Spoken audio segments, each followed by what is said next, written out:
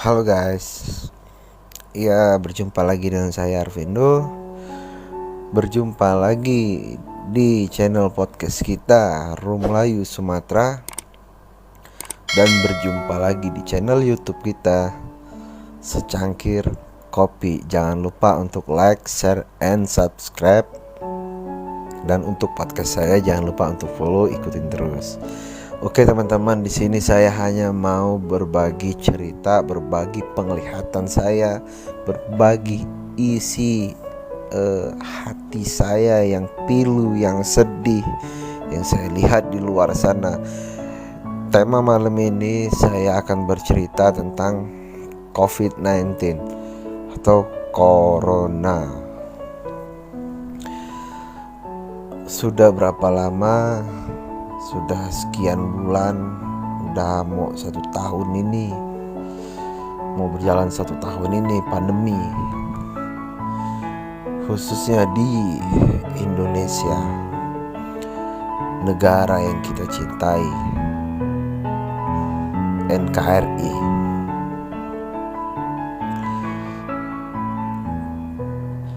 Sudah banyak sekali orang yang terjangkit virus corona, dan sudah ada berapa juta orang yang hilang pekerjaannya gara-gara pandemi. Hampir banyak, saya nggak tahu ya berapa banyak perusahaan yang goyang, dari perusahaan swasta, dari perusahaan BUMN, dari perusahaan-perusahaan dan bergerak di bidang apanya, dari bergerak di bidang mineral, dari bergerak di bidang gas, dari bergerak di bidang pabrik apa aja gitu kan. Sulit sampai sekarang juga saya tuh sebenarnya bertanya-tanya, ini virus ini apa gitu kan? Apa virus ini, virus apa yang bisa menyebabkan orang itu mati, yang bisa menyebabkan orang kehilangan pekerjaan, yang bisa menyebabkan perekonomian di Indonesia ini sangat menyusut. Saya tuh bingungnya tuh ada ya teman-teman. Bingung saya tuh ada. Bingung saya tuh di pandemi ini. Jadi ini saya ngelihat dari keponakan saya, sepupu saya yang masih sekolah, yang masih pelajar, bahkan ya termasuk saya yang masih kuliah gitu kan. Jadi ini semua siswa, semua murid, semua mahasiswa itu dirumahkan semua. Bahkan ya para guru yang sistem ngajarnya daring gitu kan. Dan juga ada pekerja itu yang dirumahkan, bekerja rumah gitu. Jadi yang buat saya ini bingung itu ada. Ini anak sekolah diliburkan atau daring, bukan diliburkan ya, belajar lewat rumah gitu kan, sistem online, sekolah online. Dan bahkan ya sholat juga direnggangkan, berjaga jarak ya, jaga jarak. Oke, kita ngikutin peraturan pemerintah, protokol, kita ngikutin protokol. Kita orang Indonesia yang mencintai aturan negara kita sendiri, tapi cintailah aturan di negara kita ini yang masuk akal logika kita.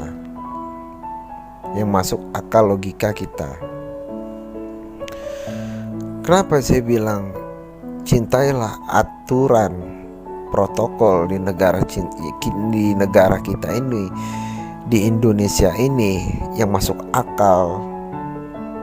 Saya bilang masuk akal karena kenapa ya sekarang gini teman-teman ya, entah saya yang kurang mengerti, apakah saya kurang paham atau gimana ya. Yang pertama, anak sekolah belajar sistem daring.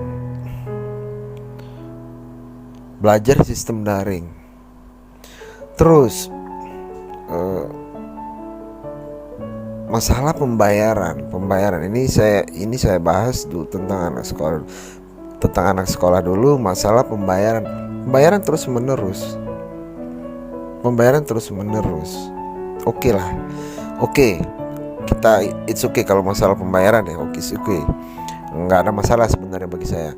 Ini pertanyaan saya, anak sekolah sistem daring, belajar dari rumah, guru mengirim soal dan murid menjawab, dikirim kembali ke guru. Ya, pertanyaan saya itu yang saya lihat di kepala mata saya sendiri, itu yang mengerjakan tugas soal dari guru itu, yang menjawab semua itu bukan muridnya, bahkan orang tuanya. Karena kenapa? Terlalu dilema anak ini ya, anak yang sekolah ini terlalu dilema ya, karena di rumah, dan begitu pun juga orang tua juga sayang terhadap dia gitu kan, nggak mau ngelihat dia tuh gimana. Sekarang kayak gini, ketika anak itu udah di rumah, fokus anak itu hanya bisa apa? Ya bermain. Apalagi sekarang anak-anak modern sekarang ya, bisa dikatakan kalau nggak bisa main gadget itu nggak ini, bukan anak modern gitu kan, bukan anak modern gitu. Jadi ini teman-teman, saya tuh cuma mau mengartikan ini anak sekolah sudah belajarnya sistem daring, tapi kalau untuk ke pemerintahan, misalkan pilkada, itu kok terus ya, berkumpul rapat ini itu berjumpa ke sana ke sini ke pelosok segala macam, dari partai A, dari partai B, dari partai C. Saya bingung. Partai A besok berjumpa ke daerah ini, ke daerah itu, ke pelosok segini-gini, menemui orang-orang ini. Partai B besok ke sini, ke situ, segitu. Membuatlah sesuatu janji yang sangat megah. Jadi saya tuh berpikir teman-teman ya, ini ya gimana ya, lucu teman-teman teman-teman ya.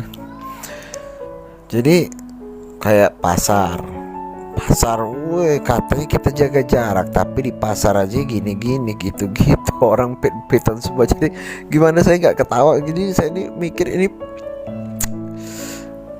corona ini apa? Wajar tidak kalau saya jawab, ini corona ini apa? Pandemi ini apa? Buat saya bingung tuh di situ teman-teman. Apabila saya tidak paham, bagi teman-teman yang paham, bagi pendengar saya, sahabat saya bercerita ini karena saya mungkin, apakah saya tidak mengerti atau saya gimana. Apabila teman-teman yang sangat mengerti, tolong sampein ke saya, apa sih arti pandemi ini, apa sih arti corona ini, gitu kan, sampai menyebabkan orang meninggal. Ini satu lagi nih, ini saya nggak demen satu. Ada orang yang terkena virus corona, dia dikucilkan, dijauhkan, ini. Jangan teman-teman. Ingat, kita kembali lagi. Kita manusia, dan kita harus memanusiakan orang lain. Kita di sini sama-sama. Nggak ada pandemi juga kita bakalan mati kok.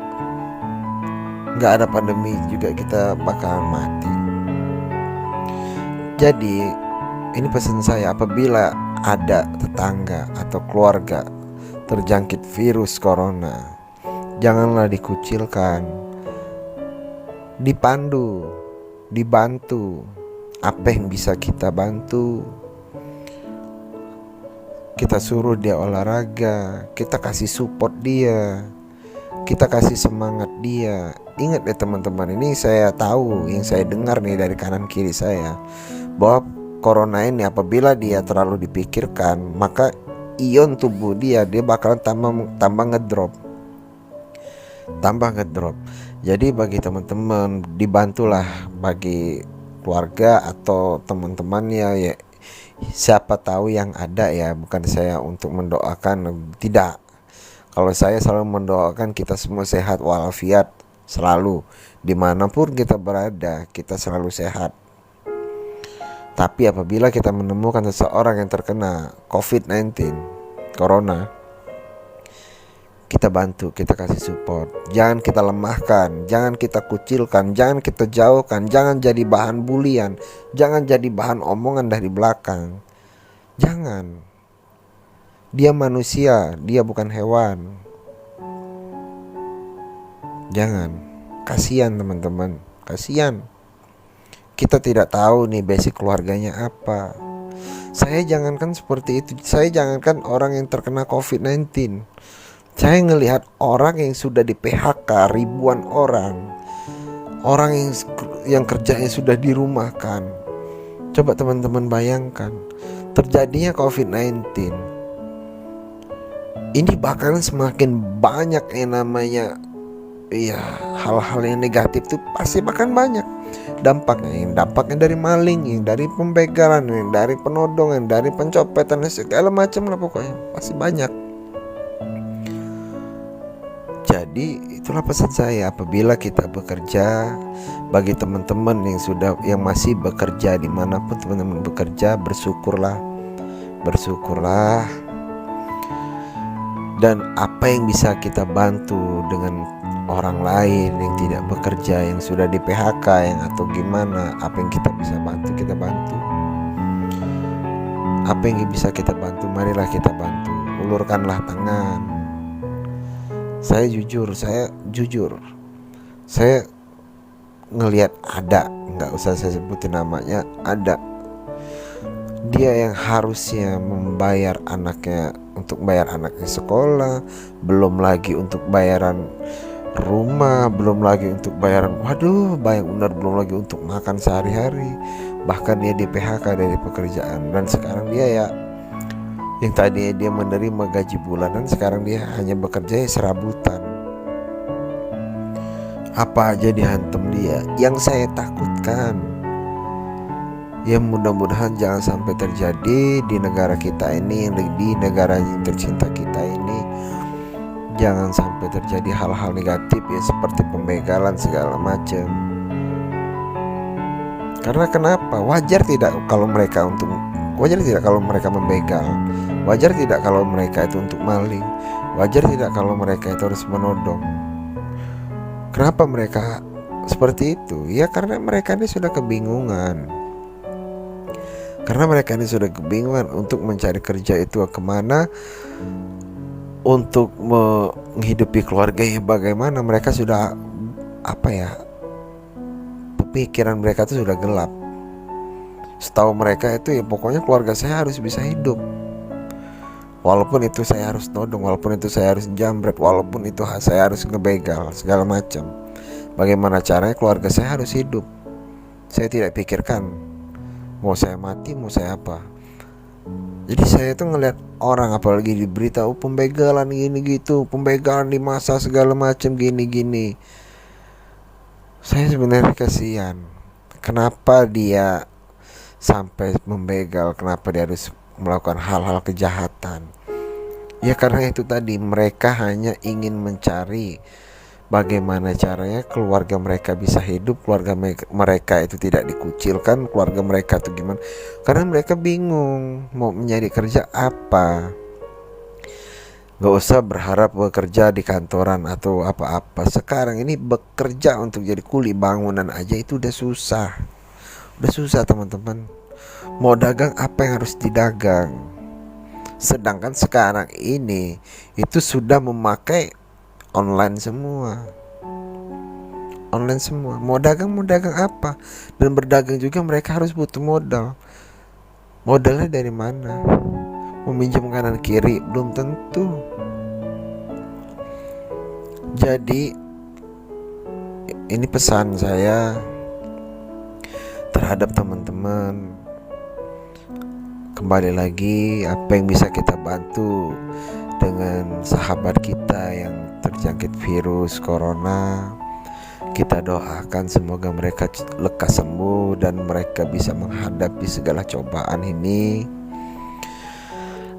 Marilah kita bantu mereka. Bagi mereka yang tidak bekerja, apa yang bisa kita bantu?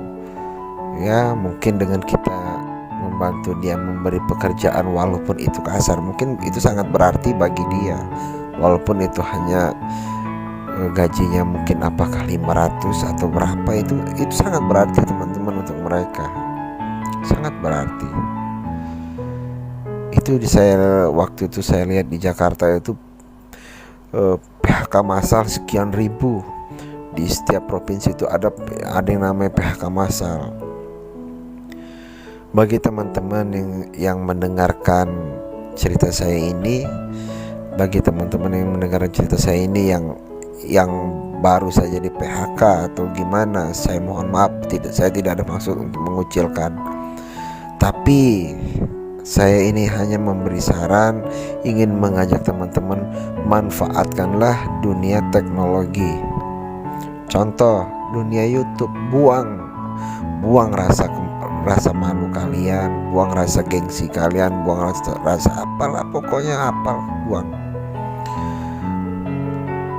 Manfaatkanlah handphone kalian yang mewah. Manfaatkanlah kuota atau paket data kalian yang bermanfaat, atau ya pokoknya yang bermanfaat lah. Dan juga apa yang bisa kita lakukan, ya lakukanlah. Kalau bisa yang terbaik, yang baik, yang positif, yang tidak merugikan orang lain. Jadi di sini saya ingin mengajak teman-teman, jangan lupa juga kita untuk beribadah. Jangan lupa juga kita memohon doa, panjatkan syukur. Teruslah bersyukur apapun yang kita dapat rezeki hari ini. Dan selalulah berdoa semoga hari esok hari yang lebih baik dari hari-hari yang sebelumnya. Amin. Segala usaha yang kita usahakan itu, tidak ada usaha yang sia-sia. Segala usaha itu pasti akan ada hasilnya. Walaupun itu ya tidak seberapa, tidak sesuai apa yang kita inginkan, tapi tetaplah bersyukur. Untuk teman-teman yang masih bekerja di kantoran atau dimanapun kalian bekerja, syukurilah pekerjaan kalian. Jangan terlalu banyak tuntutan ini itu. Saya mau kenaikan ini, saya mau kenaikan jabatan, saya mau kenaikan gaji, saya minta. Sudah, stop. Untung kalian masih bekerja. Untung. Dan ini nih satu lagi yang saya mau ingatkan. Berapa kali saya melihat orang kaya di luaran sana yang selalu menegakkan dada, yang selalu mengangkat kepala. Emang kenapa itu dada diberdiriin gitu, terus tuh malah itu diangkat dikit, mata diplom, apa itu maksudnya? Itu apa itu maksud? Itu penyakit apa gimana itu? Penyakit sombong kali ya. Untuk apa sih disombongin? Uang 1.000 perak pun tidak kalian bawa mati. Tidak ada pakaian kolor. Jangan pakaian kolor yang bermerek pun tidak akan dibawa mati. Enggak. Sumbangkanlah rezeki kalian tuh ya berapa gitu kan, kepada teman-teman keluarga kita yang tidak mampu. Untuk apa disembuhkan, dikucil, lo orang miskin gini, ngapain lo ke rumah gue segala macam, untuk apa? Jadi berhentilah untuk buanglah sifat sombong, gak guna, gak kepake. Ingat, kesombonganmu itu berawal dari kehancuran kehidupanmu sendiri. Jadi teman-teman, pesan saya di sini, kita selaku sesama manusia yang berada di negara tercinta kita ini, NKRI ini, mari kita gotong royong, saling membantu, bukan saling bully, bukan saling kucilkan, bukan, saling membantu, saling merangkul, saling menggendong. Oke. Stop bully, stop bully.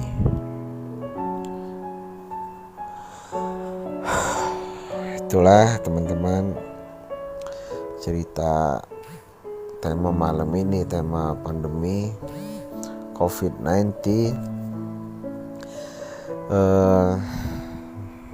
Semoga cepat berakhir pandemi ini, karena ya apabila ini tidak berakhir maka perekonomian kita juga belum akan pulih, teman-teman, belum akan pulih. Kita selalu berdoa, memohon, banyakkan syukur pada Yang Maha Kuasa. Kita minta hilangkan pandemi ini, angkatlah virus-virus pandemi ini, virus corona ini, angkatlah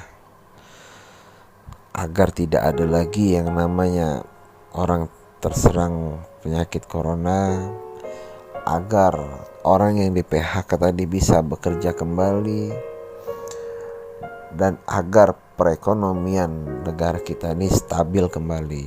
Itu yang utama. Kita juga harus mensupport ke pemerintahan kita yang sudah bekerja keras, yang sudah memberikan yang terbaik untuk kita semua. Yang terutama garda terdepan itu dari Dinas Kesehatan. Terima kasih banyak Bapak Ibu dokter. Kalian sudah memberi kami pengarahan yang terbaik, protokol-protokol yang terbaik. Terima kasih banyak semuanya. Inilah penglihatan saya, yang saya ungkapkan, penglihatan saya di luar sana tentang pandemi 19 ini.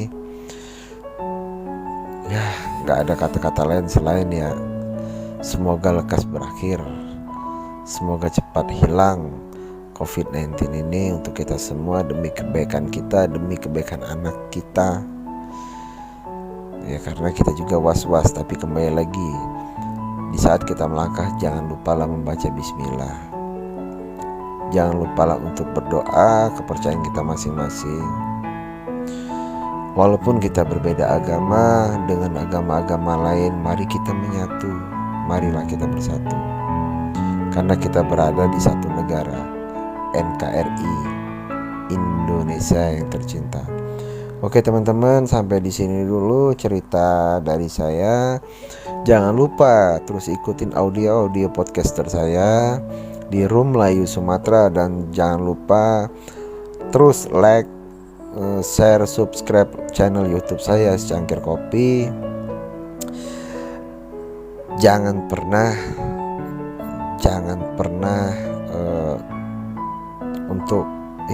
untuk meninggalkan kisah-kisah, cerita-cerita saya ini, karena ada sesuatu nanti, cerita-cerita yang menarik lagi dari saya. Oke teman-teman, itu saja pesan saya. Terima kasih. Assalamualaikum warahmatullahi wabarakatuh.